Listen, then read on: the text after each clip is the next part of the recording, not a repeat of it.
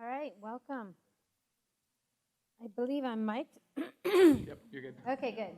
So this is our third panel of the day, and we're going to talk about wearables and sensors. And there's a lot of talk, a lot of industry-wide discussion about big data, but there's also the topic of little data. So highly personalized data, data that's directly about yourself, and various different frontiers of working with that data to learn more about your health, to learn more about a business or an opportunity that you might be working in, and then visualizing that data and tailoring various different apps and informative environments, whether it's about learning or health or research. And so we have an amazing panel that is going to help us think through some of these applications of sensors and wearables, and I'm going to ask them to each go ahead and introduce themselves. Eric? Sure. Hi, so I'm Eric Bolins. I'm the Chief Technology Officer at a company called Cloud Comply. We build software that helps cities and industrial operators, construction companies, that sort of thing, protect and improve the environment. And a lot of what we do is pull big data together, and little data, I guess as we're calling it here, from all sorts of different sensors out in the field throughout the city, throughout the county. Hi everyone, I'm Rima Haber. I'm an assistant professor at USC over on the other side of town. Thank you for the invitation. I actually work with Rose and Nate on the PRISMS project, which we'll hear about, I guess. But so my area of research is air pollution exposure assessment, using a lot of these wearable sensor technologies, but also using kind of research grade measurements and spatiotemporal modeling to assess how kids and pregnant women get exposed to air pollution and how it affects their health. Hi, I'm Tim Parker. I'm a systems engineer with Apple. I work with higher education in the Los Angeles area, doing a lot of different things, but mostly working with research on technology integration around Apple products, and talk today a lot about Apple wearables and health-related technologies. Hello, I'm Shlomi Rosenzweig. I'm Director of Client Integrations at ID Life. At ID Life, we believe at using and leveraging sensor technology to help and provide assistance to patients with chronic conditions. I've been in the healthcare space for about 15 years, and I've worked with a lot of techies, a lot of caregivers, and a lot of patients. Hi, my name is Jamie Bell. I'm a second-year clinical informatics fellow at UCLA Health. I'm also a clinical instructor in emergency medicine. So clinical informatics, I don't know a lot of people know what that is. So essentially, I'm very interested in health information technology and optimizing it. In particular, I'm interested in the innovation space. I want to empower patients and also enhance clinicians' ability to provide the best care possible. Terrific. So what we're going to do is I will ask a question with a primary person, and then if you guys would like to chime in, please do so. So we'll start with Eric. How do you feel about drones, the data they collect, and I mean in just some sort of broad scope, how should they be regulated, but also potentially used, let's say, for security measures? Las Vegas comes to mind. So I kind of divide the drone question up into two different kind of topic areas. In one way, a drone is just another sensor. And when we talk about sensors in all sorts of ways, it doesn't matter if it's your phone or if it's a drone. It's just a platform for carrying a payload, essentially. And in drone tech, you have the capacity to put all sorts of different payloads on it, depending on what the drone is you're using. We're using drones for all sorts of things that we're doing, as far as actually going out there and surveying how water is actually being managed on sites throughout your county and things like that. We find it really a very useful platform in that it can move around. So rather than needing as many on single point sensors, you basically have a sensor that moves around. But we also find it difficult in some ways to work with drones because of the regulatory landscape that exists for them. The FAA controls the airspace and the rules around how you operate within that airspace. It's very difficult. You can't fly a drone on UCLA's campus legally because you have helipads, which create a sort of restricted airspace that you can't operate a drone in. problems like that. They also have commercial laws around it. And there's a lot of work that's being done right now to try to make some of that easier, but one of the biggest problems we have right now is getting over those regulatory hurdles that actually have very little to do with drones and much more to do with kind of the archaic rules around airplanes. So I'd love to say that it would be cool to just deploy drones wherever we can, but we run into a lot of problems where we'll have a construction site that wants to use drones instead of people to inspect how they're managing their environmental footprint. And while the technology allows for it, while we can easily put a payload on a drone to do that, because of their location, we simply can't do it. And that sort of issue, until we solve that, drone tech still does run up against some barriers. Very good. Rima, any thought on using drones for air pollution? Yes, I mean, I think it's very exciting, and it kind of relating to my earlier question, but so, you know, we think of them as well as it's just another kind of mobile, you know, platform to put a sensor on. So, you know, I think of disaster response situations, just general air pollution monitoring, you know, imaging large scapes of areas and anticipating events. I think as with all data, you know, security issues come to mind, like who gets to use the data, who gets to access it, you know, kind of protections around privacy and so on.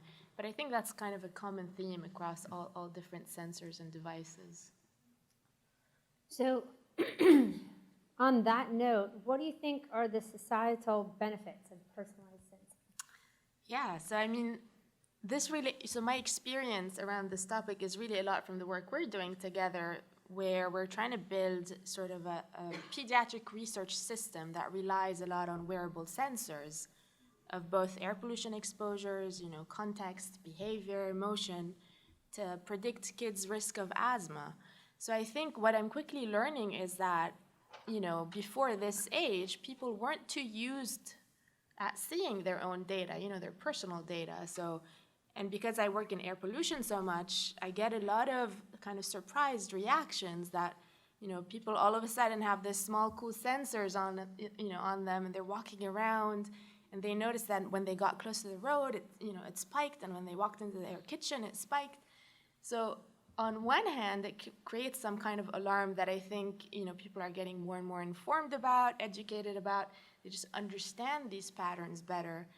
But also I feel like, you know, through informing individuals, people are getting more empowered to modify their own behaviors, their health behaviors, and they're sort of, I think that kind of just stems out to society as a whole, is that everyone starts to understand the benefit of this kind of data at a larger level. And so Tim, from the standpoint of Apple and all of the health kit data, and do you wear a watch? First I should ask. Most of the time, yes. And as far as the understanding that's really sort of coming out of a wearable environment, how do you feel that Right. that's coming about? Well, the approach Apple took, as we saw these devices, you know, increase exponentially in performance, and so many people carrying these things around, and it's kind of crazy. You know, you have mobile phones with, you know, 4-core 64-bit CPUs in them. That's crazy. And even the Apple Watch 3 that we just released has a dual-core S3 CPU. So a tremendous amount of computing power, with now the ability to have, you know, much more accurate sensors, whether it's blood pressure, barometric altimeters, GPS. So we're inputting so much data now, and the concern was, that's great, but how do you store it securely, and how do you put the user in control of their data? So first we had to struggle with that to answer those questions. And once we were able to do that, we really wanted to have an impact in the health field in 3 specific areas. One is more personal care with your physician or healthcare provider, and that is really focused around our health kit frameworks, which allows a central repository of health data that multiple applications can have access to, including ones that can, you know, transmit that data back to your healthcare provider in a secure manner, so the user always knows who's getting what data, what apps are getting what data, and then I choose what to send to my doctor as well. And then kind of one level up from that, we have another framework, which is an open framework, so it isn't, source code is available, is called Care Connect, and the idea around this is, really another method for the caring of chronic conditions by healthcare providers. So we're thinking in the areas of diabetes, high blood pressure, to manage these in a more effective manner. Recently, I thought one was really interesting where I forget the hospital, I'm sorry, but they are working with epilepsy, and so they have like a watch app. So when they feel, an episode coming on, it fires up all the sensors on the watch, and they can get really incredibly reliable data to do further study into that. And then the third bucket is something we call Research Kit. This is another source code open framework, and this is to do very large populations scale studies to collect this kind of data. So those are really kind of the three areas Apple is researching and investing in with these new types of technologies. Thank you.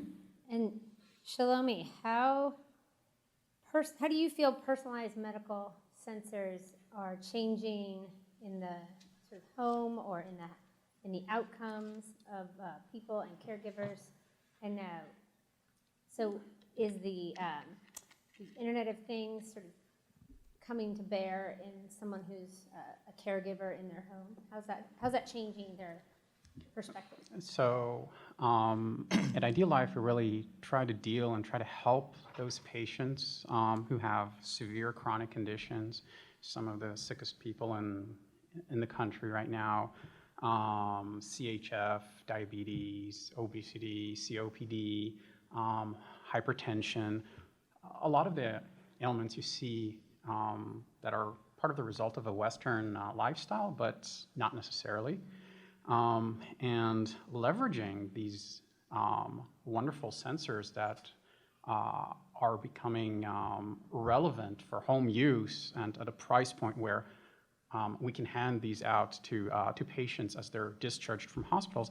This really allows us to collect very objective data for the first time from all these people from their everyday life. And we really try to make this technology not very intrusive and make it a seamless part of their day. So you'd have a scale in the bathroom like you normally would, and if you're diabetic, you would have your glucometer in the kitchen or your BP on your sofa right in front of the TV when you go to watch a movie at night or whatever. And really, all these devices help us collect this information from your home environment and not be really subject to the patient recording and then telling us what they think is relevant and what is not. And with all this information that we collect, we can many times have actionable data and have a medical intervention before these conditions manifest into something catastrophic, like, I don't know, a heart attack or a stroke or something like that. So it's really helping us improve patients' lives, helping us keep these patients out of hospitals, and not having them be rehospitalized and run very, very large bills.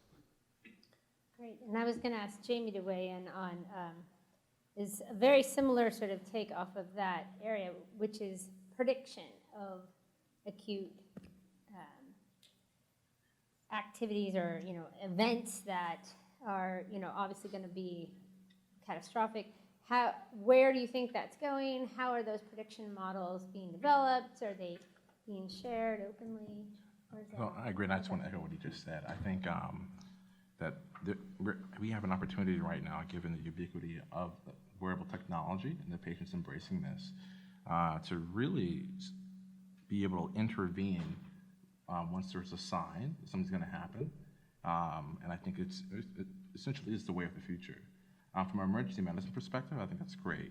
I think one of the biggest the next steps, and I know the Apple Health Kit has been working with Epic to help integrate this into something called MyChart. MyChart is a patient portal that patients can log into and value, see the lab data, so on and so forth.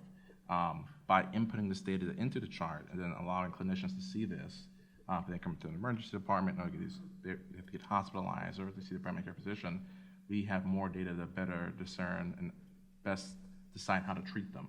So in regards to detecting acute illnesses such as stroke or myocardial infarction, I think we're doing an excellent job, in part because we have been somewhat through trial and error, but then also we have so much data we have been able to analyze and to be able to detect what is really relevant and what is significant. It's making an impact.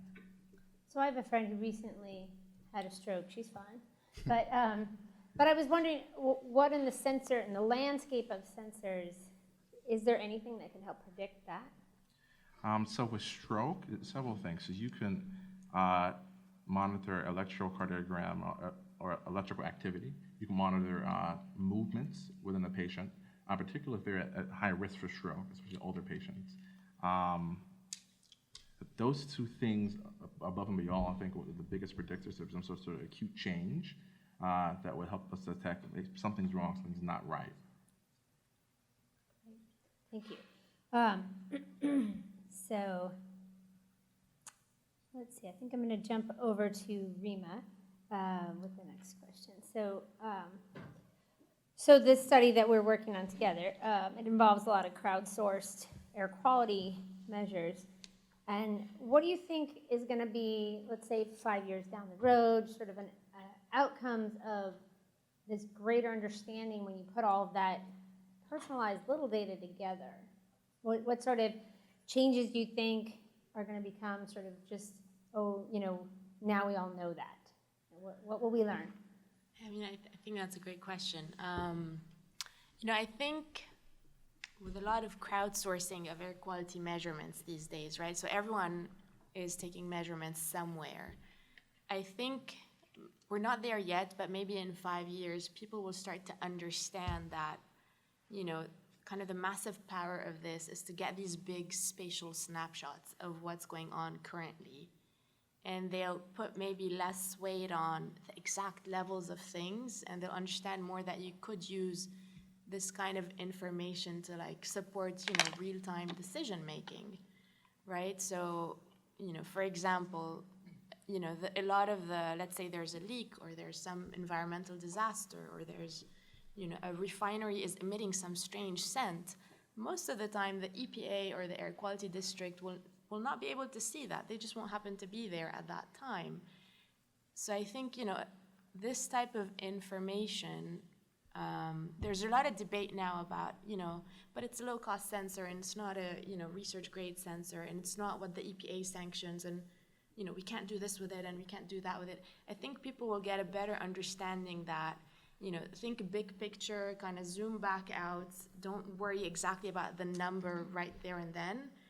It's not, the power of one sensor, it's the power of that network of sensors and the kind of spatial real-time coverage. Yeah, it's interesting because just this last week, Monday evening, up here was fine. It was clear skies.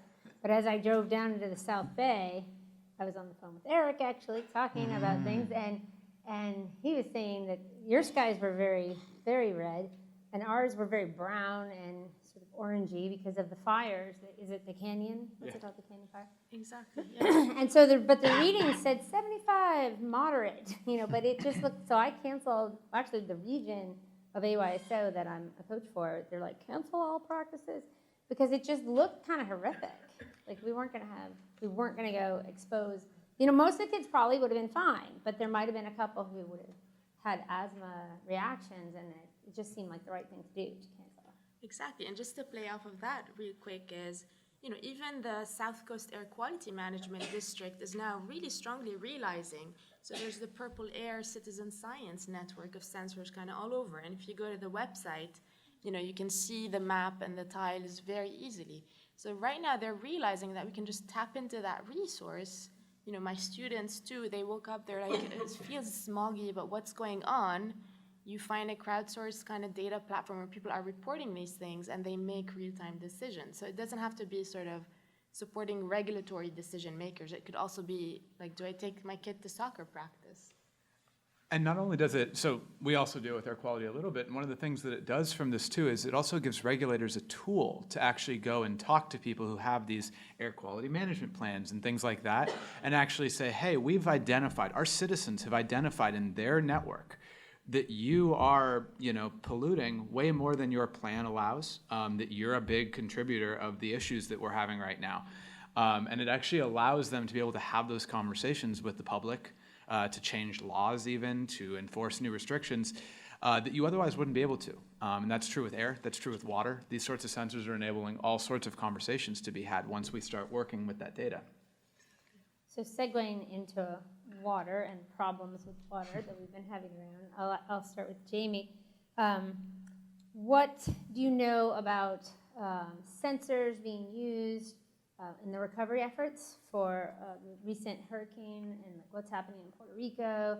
How are they deploying sensors? How are they using them? How is that? So I think the biggest way they're using sensors in recovery efforts is a way to monitor vital signs on each patient without having to bring all the equipment from a hospital. That's the first and foremost. The second thing is a lot of these wearable sensors, they're able to store data and then potentially even communicate with other wearable sensors. So this can help with keeping a record of where everyone is at and what's going on, in addition with search and evacuation efforts. But above all, it's just the real-time vital signs. So anybody else want to comment on that? I was going to sort of tail off of that with a question for Shalomi. So when you've got this data and you need to integrate it into the EHR, electronic health record, what are the challenges with that? Is your platform ready, API ready? Like what do you have to think about when you're talking about these health sensors? So there are several challenges, and I think the biggest challenge is really after we've gathered all this data and made all these technological advancements that we know this person had a blood pressure of X and blood glucose of Y and a weight change from here to here. It's like, what out of this data is really meaningful, and how do we create actionable items from this data and push this to the caregivers, to the decision makers in real time, so that they can actually act upon this data and bring forth a change in the patient's lives and the people's lives. That's, I think, the key, at least in my industry. Beyond that, there's a lot of other challenges. For instance, most of the health systems in the US at least run Epic or Cerner or Allscripts or NextGen, several big EHRs that are out there in the market. And these systems were designed in the 70s, in the 80s, and they're really closed up. They do not offer open APIs. They do not offer an easy way to communicate information and sensor data and stream data into them. So just the technical part of making sure the data arrives in there is really hard to do.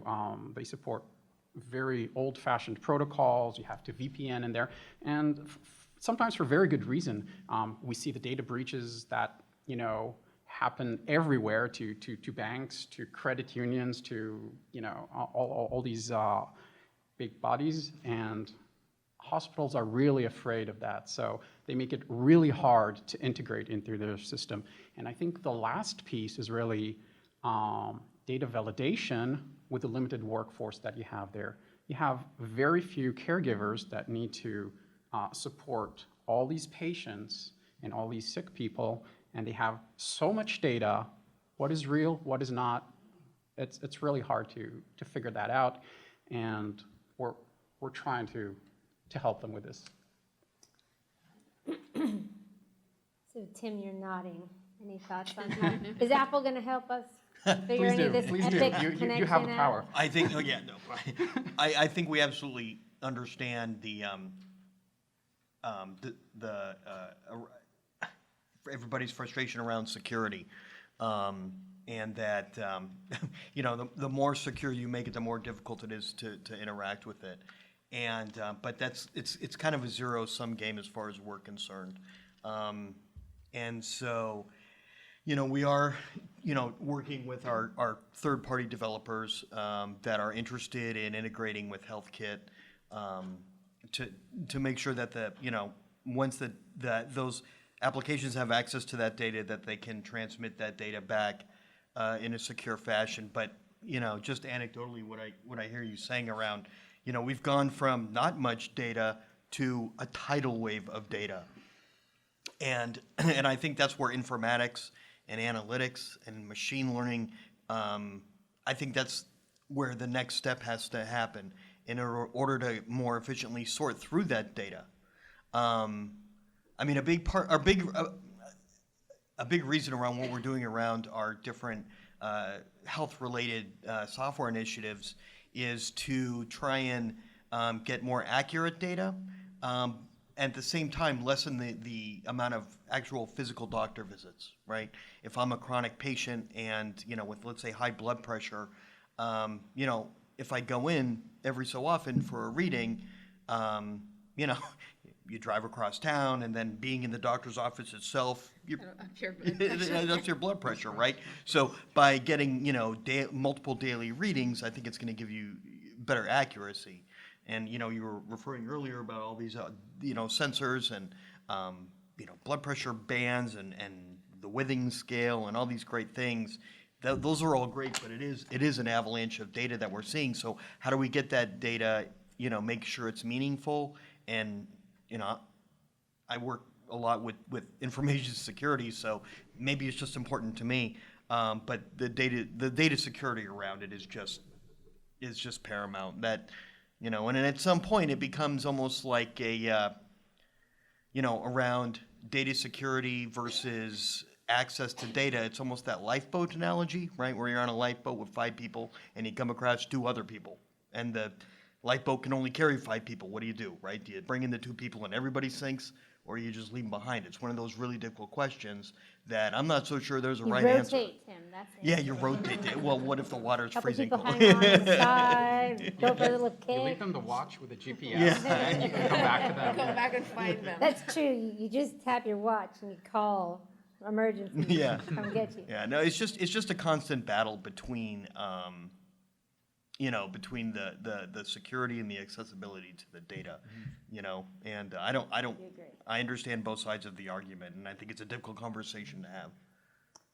So on the note of complicated things, I think thinking about health benefits, I also wonder about city data with regard to like water and monitoring something as critical to anybody as their water. And of course, my in-laws are from Michigan, so I think about Flint. And and what's interesting as well is that I have a sister-in-law who lived in Flint during that entire, or she's moved now, but she lived there for quite a while during this whole thing, and her water was not a problem.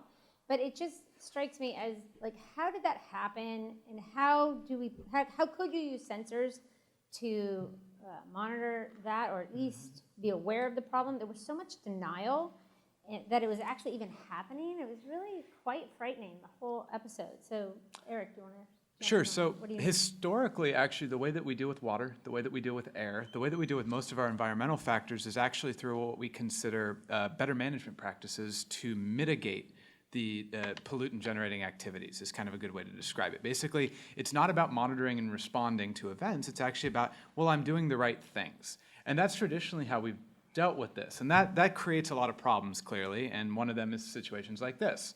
As far as, you know, that crisis in particular, you know, maybe 5-10 years ago, we started to see sensors that could measure the quality of water, of different water analytes pretty well, but they were really expensive. They were infrastructure things, and you had to make large investments in them, and you could really only do them at large loading stations. You couldn't do that at everybody's home.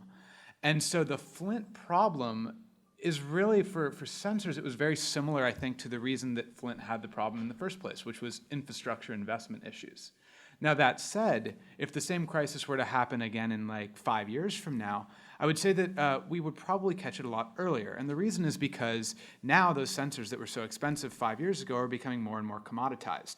Everything from weather underground to air quality ag networks to all sorts of things like that are enabling citizen scientists to collect all this data. And with that comes our ability now to actually work with it. Now, there are caveats to that. So, for example, dealing with metals is still very difficult from an analysis perspective. So even though we say we have ways to monitor water quality, we don't necessarily have ways to monitor the specific constituents that are causing problems. So that is an issue still, and it will continue to be. But over time, technology will catch up. And when it does, then, companies like mine, what we basically do with that is then we try to figure out, we have basically kind of 4 running tenets. The first one is, how do we expose the data to motivate change? Because if we collect the data, there's still got to be an outcome for it. No one's going to buy or use our product. It's not going to be useful. It's not going to meet our mission of protecting and improving the environment if we can't motivate change. The second step is then how do we figure out how to present it relevantly? Time and time again, we're getting all this data, all this good data that we can use, but actually using that, making that data understandable to all these different audiences is a really big, difficult challenge. The third step then is how to enable change response, not just by motivating it, but in an automated fashion. And that's something that we work on a lot as well. And then kind of to go back to a point that you guys brought up earlier, how do we then adaptively adjust our response? So if we have an automated response, but that response didn't work, how does our response change over time, the machine learning aspect? And so that's a lot of what we're trying to do to turn a city. And in a lot of ways, we can think of it as a city, we can think of it as a doctor-patient interaction, whatever it is, turn it into an organic response, a response similar to the way that when your body gets an infection, your body addresses that infection. We should be trying to do the same things with all the other data we're getting responses that are kind of like that. And so we're trying to turn the city into essentially a human organism in the way it deals with environmental pollutants. I had one other point from some of the stuff brought up earlier, and that was around informing people and the information that we're collecting, because I know everyone here is probably collecting a lot of data, and you're trying to present it. One of the biggest challenges that we have run into with this, I don't have the security problems everyone else does. All the data we collect is open data. It's all stuff you can get with public records requests. But what I do have a problem with is a bunch of people taking the data and not using it right. And so the first issue there is just misinterpretation. That could be by someone uses an app that's using some of this health kit data, but that app really doesn't do good science. We also have issues where we'll put things on a map and do all these nice mashups and stuff, and next thing you know, correlation has become causation in everyone's mind. And so we've got that problem. And the third one really is just bad science. You can make numbers say a lot of things, and we are not maybe responsible for that, but in some way we still try to do our best to try to guide people in the right direction, to invest in the science in the way that we present our analytics. Try to avoid that, because we've had a lot of issues with that in the environmental space. There's so much bad regulation. There's so many of the same problems that you're talking about that were really done by bad science. The belief that simply saying, yeah, if we manage our pollutants right, then we don't need to monitor them as well. That was done by bad science in the 1970s when the Clean Water and the Clean Air Act were implemented in the first place. That's where that comes from. And now today, with all of our sensors, we have an opportunity to allow more bad science to continue to do bad things. So. Yeah. Can I comment ahead, on this? And I think it's a super important topic, and especially, again, from the air quality realm. So, nowadays, it's very easy for data to be misused and for people to generate stories around it. So some of the things that, I think about sometimes, and I think we're going that direction anyway, and we can't stop it, but think about air quality data, for example, from all these citizen science networks. Pretty soon, all your real estate websites will have your air quality layer on top. And where will the bad neighborhoods be, right? They'll all be in the kind of what we call environmental justice communities that are already disadvantaged, living very close to sources and these poor air quality neighborhoods. So all of a sudden, their house prices will drop, and Beverly Hills will go up even more, right? So the next point is, it's very easy to poke holes in data. And there are real active efforts to do that whenever, for example, community groups want to collect data. They don't have, science resources, or like EPAs or lab type resources. So they'll go out and collect something, and it'll be very easy for industry or for whoever has a different story to tell to poke holes in it. So I do agree that communication, interpretation, giving data the extent of the meaning that it actually has, and making sure we're transparent about it, it's very important. Same could go with health insurance companies, right? And we already see this, like those tracking things in your cars to measure how safe of a driver you are, and then your premiums, So there's a lot of uses and misuses of data. And I think just as a society, we have to stay tuned to the positive, beneficial sides of it. I do agree. Now on that note, so for Tim, what do you think are horizon areas for additional wearables that Apple will be sharing? I know you can't give us any big secrets, but, Yeah. but what areas? Well, I like will my- it be things that are embedded in clothing? Will it be glasses? Like, what do you think? Hats? Right. GoPro in a hat? I'll have What are one we of getting in those. 5 years at WWDC? Yeah, really. This is just you personally, not what Apple. I'm the wrong Tim to ask that question. No, Apple certainly that, it's very, compartmentalized company when it comes to futures. And I certainly, as a representative of Apple, can't speak to any futures that the what's company's Samsung working gonna on. do? But I mean, if you just, recently, it's pretty simple to see, I think augmented reality is something Apple's very, very interested in. If you look at the kind of resources we're putting towards that, as opposed to virtual reality, right? Where, everything has its place, but I think, from a greater societal standpoint, virtual reality, you have to put on a helmet with goggles. You can't, walk around. It's great for playing a game at home or something like that, right? But augmented reality, I think, is a little bit more interesting because you can, augment the world you're living in, and I think that opens up the door in so many different ways, right? Whether it's a small device like a phone or a tablet, and then take it from there to be able to augment your space, whether it's something as simple as, and I'll give you the perfect example. You ever, try and use your phone for walking directions, and you look down at your phone, and you look up, and you look down, and you look up, and you're like, what I see in my phone is not, it's a flat 2D image, and even if it's a 3D image, it still doesn't help you. But then if you lift your phone up, and it's the camera's activated, and it's actually augmenting the reality with little arrows on the street, you're like, that's it, because you're really not sure where north is, right? The phone tries to point you in that direction. So, I mean, it's something as simple as that. They're like, yes, that makes total sense. So, I think in that market, the augmented reality space is something we're really interested in. I mean, just recently, I had an opportunity.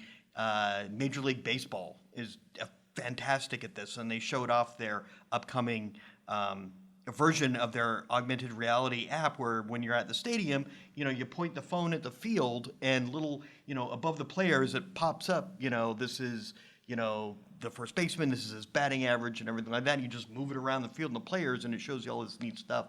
So, just take that one step further, and I think augmented reality is something that is really fun. Great. I think I would ask Shalomi and Jamie, so what do you think is next on the horizon for wearables and the whole health space? So I think one of the big next things that we're really going to see is not just data points that are collected, but streams of data that are collected. You're going to see wearables, and you're going to see other sensors that are in your body maybe or around you that at any given moment really record everything about what you do. And they will keep you safe, and hopefully, and they'll be able to tell your caregivers and your family what's going on. And not just that, we'll be able to integrate this information into your lifestyle. And I was telling Rima about this earlier, that at one of the conferences I've been at earlier this year, I have seen a mock of what this might look like, where you walk into your home at the end of the day, and while you were driving home, yes, your blood pressure was taken, and your glucose levels were taken, and a few more things were taken, and the home welcomes you. Hello, Shlomi, welcome back. I saw that you had too much salt today in your diet, and your blood pressure is a little high, so I've prepared a special menu for you. By the way, to put this together, you need XYZ from your fridge, and I've lit the shelves on your fridge to help you take these ingredients out, and I'll bring this recipe up on an LCD screen right above your stove or next to your microwave or whatever, somewhere where you can see this. And by the way, you're out of eggs, so I ordered eggs through Amazon Echo or whatever, and it's really completing the entire chain from how you're doing physically to where you were that day to how this technology can help you improve your life. So I think integrating all these little bits of information together is something that we're going to see. And in real time, everything is going to be streamed. Everything is going to be very accessible for your caregivers or for anyone who's taking care of you or providing you services to provide you these enhancing experiences. Let's call it. What do you think, Jamie? So on a similar token, I think that, at least I'm very hopeful, electronic healthcare record vendors and large medical enterprises will embrace wearable sensors and data more. They will allow communication, at least to create a standard or a common API to allow this data to be integrated into the EHR, even in a way that it can be filtered. Yeah, knock on wood. Hopefully, ideally, that'll be the goal. To that end, I also think that I think physicians are going to be trained in a manner, at least a new generation, to embrace this and encourage this amongst patients as well. So it should be a huge culture change. So from the bottom up and the top down, I believe EHRs will allow us to bring in data. I believe physicians will encourage this and look for this. Ideally, they can educate patients on how to best interpret this data as well. We all know it's a huge flood of data. You don't want to get too many data points, but there is a way to filter it. And when analytics and predictive modeling becomes better, I really think the utility will just shoot through the sky. And I envision the same scenario as Shlomi was mentioning. I'll drink to that. So can it cook the meal too? Sorry, just kidding. So I want to open it up to questions from the audience. Who has a question? We've got some on that side.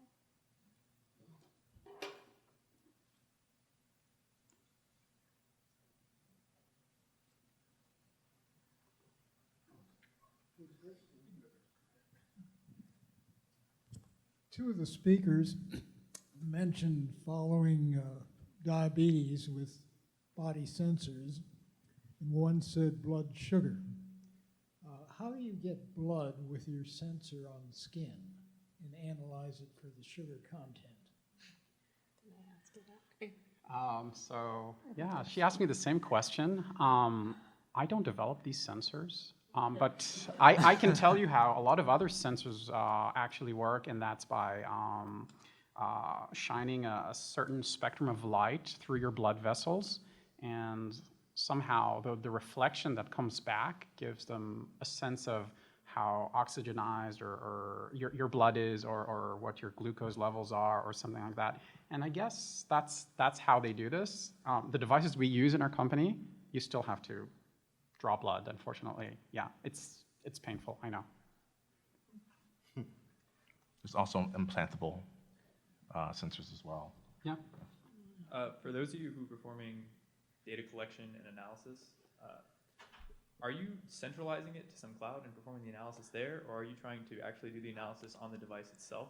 And if so, are you running into any barriers doing that analysis on the sensor, on the mobile phone, or whatever it is? Okay, so personally, my experience with this has basically been, I understand that Tim says that they're very powerful. They're not.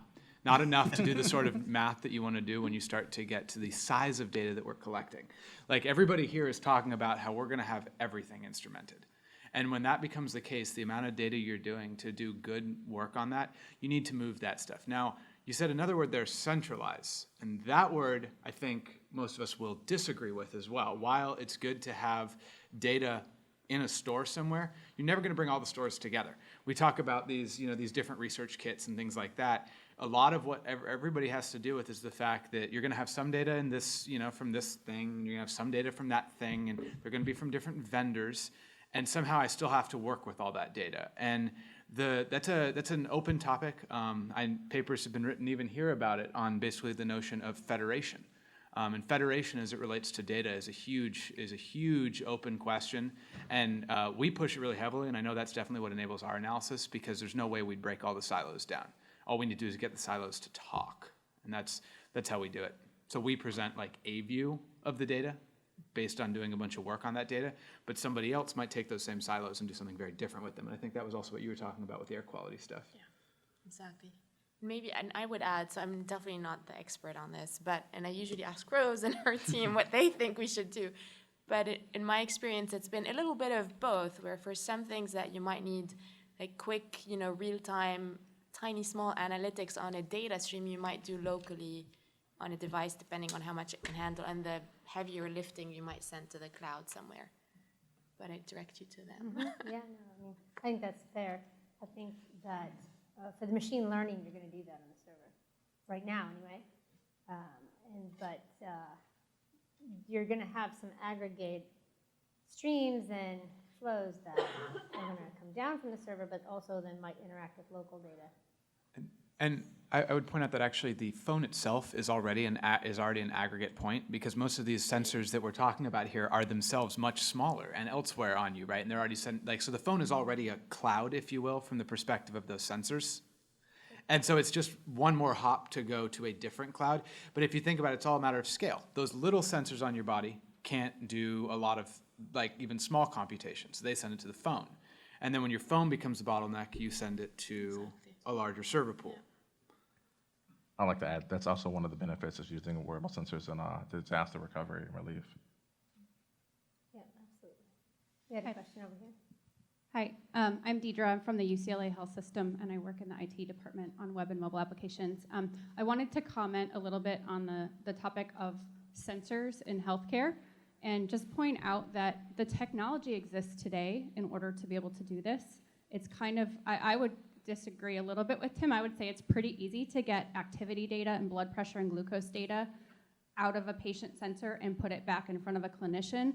I think that the harder challenge to that is not getting the data, but changing the health system that is inherently risk adverse, where physicians learn first do no harm, and they don't want to put themselves or their patient at risk. And changing that wheel so that they know what to do with that data when they get it back, so that they're more likely to adopt those technologies. I think we're so far ahead of the healthcare system with how we can deliver technology and what we can get back from patients that it's a heavy lift on the clinical side, much less so than on the technology side. And I just would like to ask kind of our clinical panel, how would you suggest addressing that, or what considerations would you give in implementing this technology on the healthcare side that would make it more easy for clinicians to adopt? Sure. So I think the biggest thing is being an advocate for this. So obviously I'm a fellow in clinical informatics. Clinical informatics is a new specialty, a medical specialty that was created in 2011, and it's hoping to bridge the gap between clinicians or physicians and information technology. Medicine as a whole is really lagging behind in technology, and especially in culture. It's really difficult to change things. On top of that, like as you mentioned earlier, Epic, Cerner, these electronic health records are based on software that was started back in 1970 and has been really slow to change. And in addition, it's also based on, the primary goal is billing in as much as capturing patient information. other thing is HIPAA security, especially with these data leaks, considering that patient information could actually be very lucrative if leaked out. There's certain things. So all these things combined make a culture of being resistant to change. So to combat that, I think we have to educate physicians that this is okay, this is the way of the future, that we can modify the AHR. We need to push back the vendors to say, and be pretty aggressive and say, make them allow us to input this data, which has worked in some regards. I know Duke worked with Apple on the health kit. They were to integrate a lot of the data into my chart very successfully. I think we need to train a new generation of physicians, nurses, physician's assistants regarding this and change the entire attitude and outlook about this. I think the security problem, it is an issue, but it's not insurmountable. There's things we can, there's technological solutions we can undertake right now to solve that. So it's a multi-pronged approach. It won't happen overnight, but the biggest thing is just advocate for it. I'd stay hopeful and just try to teach the new generation as they come up. I was also going to say, I know my experience is a little bit outside of health, but the health of the environment is actually not that different, in that we have the exact same reaction from people that are already in the space, where they're like, we can't do it that way. There's no science that says that works. We don't have continuous monitoring. What are you talking about? And we're like, well, yes, we do on everything now. And the technology is way ahead. And I think that one of the key things we can do in this building awareness and raising a new generation of people, new generation of doctors, a new generation of environmentalists, whatever it is to improve the literature. We need to publish. This is something that everybody in this room, probably has some ability to do, and it's something that's really important. We've found that when we publish, we've been able to turn everybody from the California Water Board to a really obstinate county around. But it just took the effort of actually going to publish to get it recognized as a thing. And it may not be one or two things. It may be hundreds of things that have to be published before it becomes an accepted practice. But you have to start that process. It will take time. And then, of course, the other thing, on the security point, is just regulatory stuff in general. Before we're going to move any of the regulations around, we have to be able to show enough benefit from the new behavior and the new way we do it. So we have to have things published before we can go to the lawmakers, and be it somebody be it with HIPAA, or be it with the FAA not allowing us to use drones. It's exactly the same problem, where we have to say there's enough literature that says that the public interest would be better motivated if we could change this law than not. So it's the literature. It's a true paradigm shift. Yeah.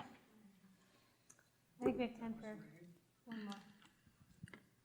I want to comment on Shlomi's example and emphasize how important it is to have patient feedback, consumer feedback, and feedback from the end user all throughout. So while data collection can be good, it can also be wrong. Let me go through your example kind of step by step. So you were, the person, the consumer or the driver was in their car, the blood pressure got taken before they even arrived home. The communication is that the blood pressure level spiked. The conclusion was that a salty meal had been eaten and we need to eat a healthier salt-reduced meal. Eggs were checked in the refrigerator and they were ordered on Amazon. So I'll use myself as an example. I have extremely low blood pressure. I happen to like salty food, have eaten salty food my entire life, and I'm actually carrying extra packets of salt in my tote bag so I can put it on the non-salty food. So I would say that my blood pressure, if it spiked at all, spiked during the drive because there was some jerk in front of me or somebody cut me off. But meanwhile, the sensor may have sent information to my physician and told them that I spiked because of a salty meal, which is wrong. The eggs have been ordered. This all sounds very convenient, but for example, if